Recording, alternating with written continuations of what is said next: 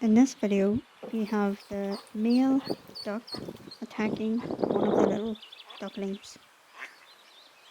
The little duckling was stunned and a bit shocked, and you can see why, but it shook itself off and moved on, as animals do.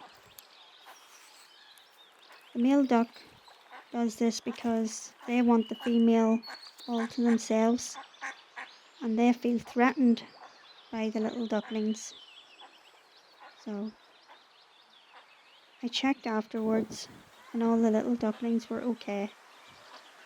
And I have the next video coming up will be all the little ducklings together with their mother. And if you watch towards the end of it, you'll see them all tucked in among the mother's wings. So you won't want to miss that. It's very, very cute.